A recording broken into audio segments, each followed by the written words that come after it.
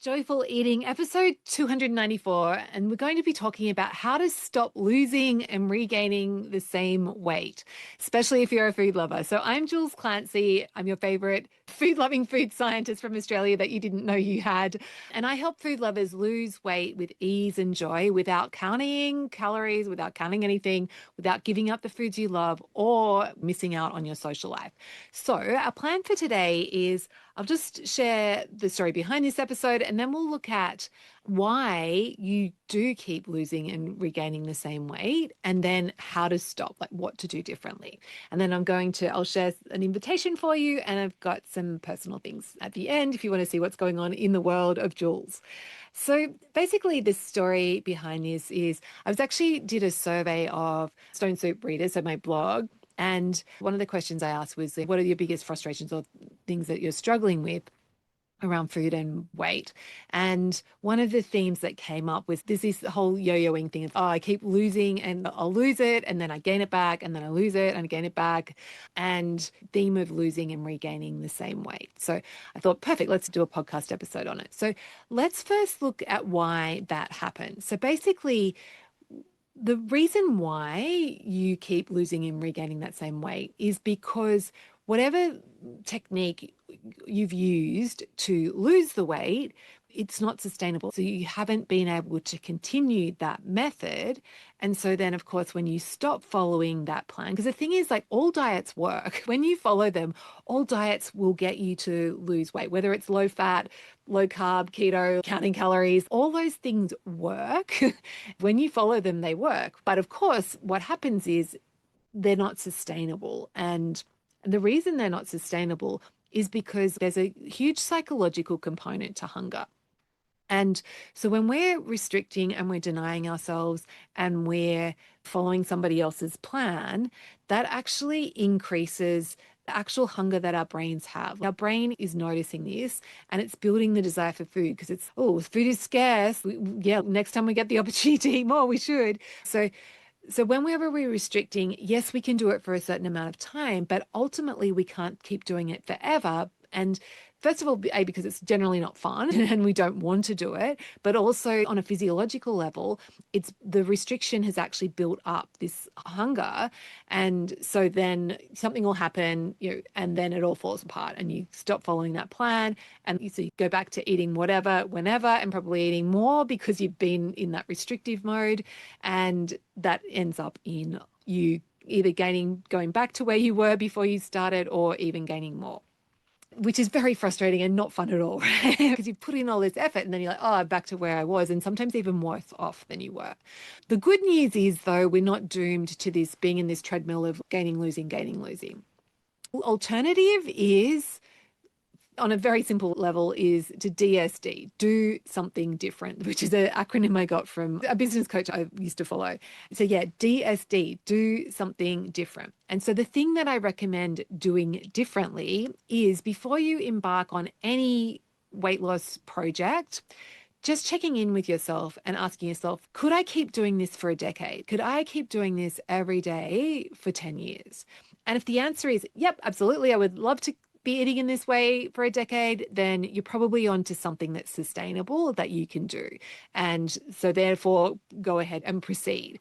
But if the answer is, oh no, I can't keep counting this forever, or I can't do this for more than a few months, then you know that there's no point. You can just coach yourself and go, look, there's no point in, unless you do want to lose weight for a specific event and you're happy for it to come back on afterwards, great, that's an option. But otherwise, if the answer is no, I can't do this for a decade, then you're better off just not doing anything really, because you're going to end up back in the same spot. So by just staying where you are, you're not going to waste that energy. However, if you do want to do something differently and you aren't happy where you are, if you know it doesn't feel good for you and you know that it's longer term staying where you are, it's only going to cause more problems for your health and your mobility, and it doesn't feel good. The good news is there is an option that you can do for a decade. And it's actually something that I've been doing for more than 6 years. And so my approach is to, instead of following external rules, having all these denying ourselves and restricting, actually letting all food be on the table. So not cutting out anything, and not really changing, unless you want to, not really changing what you're eating so much or at all if you don't want to, but looking at changing how much you're eating. And rather than getting a calorie counter to tell you how much to eat, the way that I approach it is intuitive eating. So listening to your body and getting the quantity right there.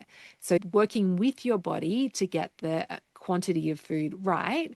And by doing that, when you learn this skill of listening to your body, stopping when you're satisfied, not when you're completely stuffed, that difference between stopping when you're just satisfied rather than waiting until you're really stuffed, that is where the weight loss comes from. It's the overeating that causes the weight to come back on. So when we stop the overeating, we don't have to go hungry. We can still feel satisfied, but we are eating less than we did the day before. And so that means that the weight takes care of itself. And this is something I've not been doing for a decade, but I have been doing it for 6 years, right? And my weight completely stable, even though I'm 53 and I've just been going through all those hormonal changes that normally cause people to gain weight because I've been listening to my body. That's just hasn't been a problem for me at all. There's been other things I've been struggling with, but weight is not one of them. So if you would like to learn this skill of learning to listen to your body, because it's not just, I know the first time I heard about intuitive eating, I was like, oh, that sounds amazing. And I tried it and it did not go well.